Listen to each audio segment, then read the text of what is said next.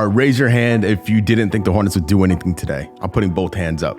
I didn't expect this at all. Charlotte is acquiring Washington center Montrezl Harrell for Vernon Carey and Ish Smith. A lot of crazy things happened today. I'm glad the Hornets got involved, right? This deal itself is super solid for the Hornets for a few different reasons. I'm gonna get into it. Before I talk about Harrell, I want to talk about what the Hornets gave up. Starting with Ish Smith. We signed him in the offseason. He was meant to replace Devontae Graham as the backup point guard on this team, the veteran backup point guard on this team. I liked Ish Smith. He came in and would kind of do his thing, pushing the pace, not making mistakes, and taking the seldom shot. Not a big fan of him and LaMelo on the floor at the same time. So that's out of the picture now. But the Wizards know what they're getting with Ish Smith. That's where we got him from. So Wizards fan, if you're a Wizards fan watching this, you know exactly what you're getting. With Vernon Carey, he's an individual that a lot of Hornets fans wanted to see more of the last 2 years since he was drafted in the second round. And I never viewed Vernon Carey as being a piece in this rotation. He never struck me as an NBA level center.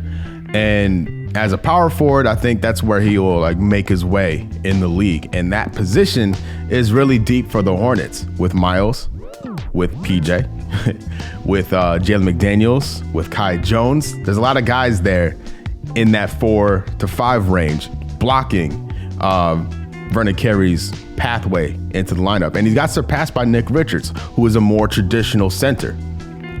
But for Washington, I think give him some time. He'll do bits for y'all. He'll be a good addition for the Wizards in the long term. I like his upside. A lot of untapped potential with Vernon Carey. All right, so moving on to Harrell. The Livermush boys they're broken up, right? But I think Harrell can replace Ish in that combo with his North Carolina ties. All right, so that's a dub, okay? Harrell is a legit veteran NBA player that can help us right now and maybe in the long term. His contract is up at the end of the season. So if it doesn't work at all, if this is a complete disaster, A, the Hornets gave up very little to get him, and B, he can just walk and just hit the reset button on the center experiment and just reevaluate things this summer. 6'7", not a prototypical center, but he is. He's proven it. 14-6 this year. He has 4 years in a row where he's averaged 6+ rebounds per game. He's going to bring energy. He's going to bring athleticism. Him and LaMelo, the pick and roll potential, the lob potential. This is what we need, right?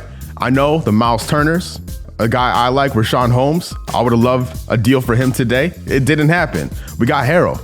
That's good, man. I'm taking it. I'm not mad at it. Harrell is proven that he can either start or come off the bench. He's a past 6th-man winner. And for those upset with the rotations they've experienced with this team, we now have 2 NBA centers that can play 20+ minutes a night, right?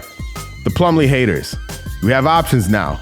We can do things. We can offer different looks in the front court where we didn't have that option. It was either feast or famine in the front court. Those days are over with, for at least for now, right?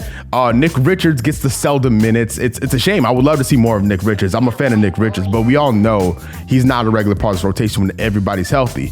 Plumlee, Harrell, we have options there in the front court that didn't exist an hour or two ago. As we're all very familiar, this Hornets team is on a losing streak. I think they look lethargic. They look tired. They look burnt out. They look sloppy. They're with the turnovers and just slow rotations on defense. Injecting a new guy into the rotation, like a Montrezl Harrell, who is pure athleticism and pure energy, will go a long way. This guy is super tough. He will not let this team slack. And I'm not here to overhype anything, pardon the hyperbole, but I think this is the type of move that will help us the rest of the way. Forget the stats, just from an energy point of view and a culture point of view, I think he's going to shake this whole thing up in a positive direction. And the Hornets doubling down on pace, nothing wrong with that either. We acquired a big that will let us continue to run, which is excellent. It's excellent. It's also worth noting he's been in the playoffs multiple times, been to the Western Conference semifinals. So again, a veteran with playoff experience is what we need to help us the rest of the way. So I'm a big fan of it for that reason as well. This is here just to highlight that he's a willing shooter, not a shooter, a willing shooter, a guy that needs to be defended away from the paint, unlike Mason Plumlee. Plumlee can send in a pass or two, which is nice, but we know he's not going to shoot it. The opposing defense knows he's not going to shoot it. Harrell is not a floor stretcher. I don't want to get that out there at all. I'm not trying to portray that at all, but he's willing to do it, and that's more than what we have currently, and that's a dub as well. He's about 60% from the floor in general. The three-point shooting's tragic. I think he has 3 made all year. That's definitely not his thing. From the free throw line, 70%, way better, double, damn near double Mason Plumlee's free throw percentage. 2 narrative-related things I just want everyone to be mindful of and watch out for. Harrell will be a free agent. I think I mentioned this before. Making $9.7 million this year and then unrestricted free agent this summer. His agent, Rich Paul. You know who has the same agent? Miles Bridges. You know who's going to be a free agent this summer? Miles Bridges. I'm curious if we end up with there's opportunity for a little 2-for-1 here, working with the same agency this summer, potentially if Harrell is a good fit for the Hornets, which I think he will be. This reunited. Harrell and Rozier played on the same team in Louisville. They're back together once again. Things you love to see, full circle. Let's go, man. Let's go. This is who we're rocking with. The deadline's done. Maybe the Hornets get involved in the buyout market. These are the dogs the rest of the way. I think Plumlee remains the starter, at least in the short term, as Harrell gets involved. Again, he's been the 6th man of the year before. He has no issue coming off the bench and having, actually, let me flip this around. Having Oubre and Harrell in that second unit's not too bad. That's actually pretty fire, along with PJ, Cody, and the rest. So there's a glaring hole at the backup point guard spot with Ish Smith out of town.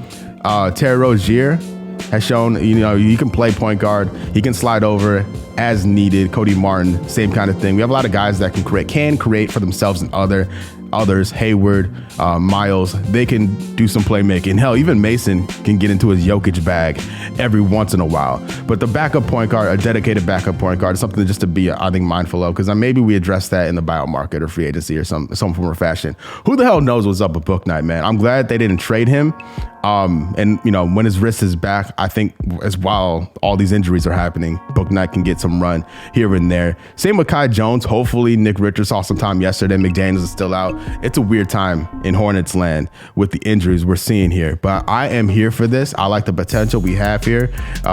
We seem to play more than 8 guys a night, man. And once we play, look at all these guys we have. I know a lot of these guys are injured, but there's no reason to be only playing 8 players on a nightly basis when we have these options, right? Especially when things aren't going well. But that's a video for another day. So if you're concerned about Harrell being an undersized center, fair play. That's your opinion. I'm not going to disagree with you. I'm not going to argue with you. I'm just going to say this.